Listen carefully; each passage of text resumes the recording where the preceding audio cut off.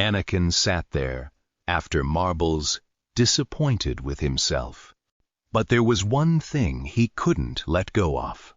And it was about what Pt2 said just before he died. He told Anakin to kill player 212. Anakin had no clue why he thought they were friends with each other, but he had to make up for killing someone, even if he had killed them for the right reasons.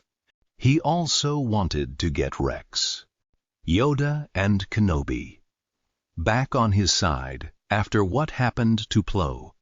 But he knew he never could he?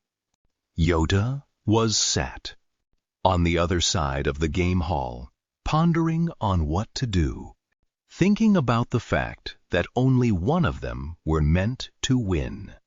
After all, the only reason he went into this was to stop the games, after he got news about them from the Geonosians. He said, pondering. Destroy the games we must. Then the game alarm went off, signaling for the next game. The game was Glass Bridge, but they didn't know that. They were each told to pick a number, from 1 to 20. Rex immediately rushed to 1, knowing that if it was bad, that it was his duty as a soldier to sacrifice himself. Yoda got 16, Kenobi got 17, whilst Anakin got 19. Ji-hun got 20. Se-Bayok had 18, and Sang-Woo had 15. This put Sang-Woo in a horrendous position. When they found out about what the game they were playing was, Anakin looked at where Rex was and stared horrified and dumbstruck at what could happen. He watched as Rex took the first step and survived, and watched as Rex was about to take the second step, then got pushed by none other than 212. Luckily, she died on her next step. Anakin got why Pt2 hated her and was glad she died, but annoyed with himself for not killing her in Marvels instead of Pt2. How could he let this happen? The games continued until there were 4 tiles left and 6 players left.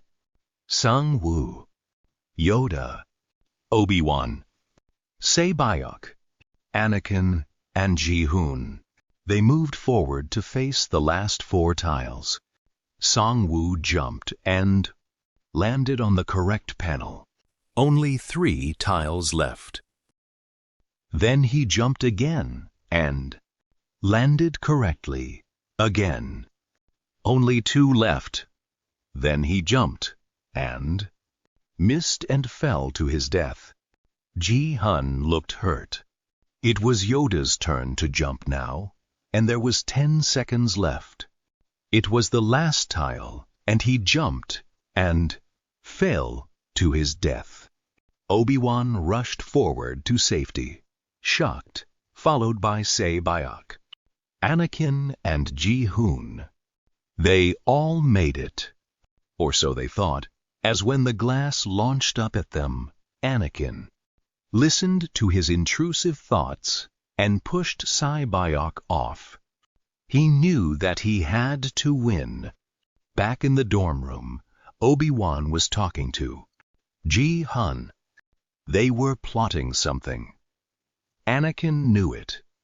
He wasn't going to have this, so he waited till they both fell asleep and pulled out his knife he had got at the final dinner the night before, and walked over to Ji-hun and stabbed him multiple times, making sure he was dead. Then it was time for the final game. Both Anakin and Obi-Wan stood there, shocked, looking at what each had become. Then something changed in Anakin's heart. He couldn't kill his own master. he knelt down to Kenobi and let him kill him. The end.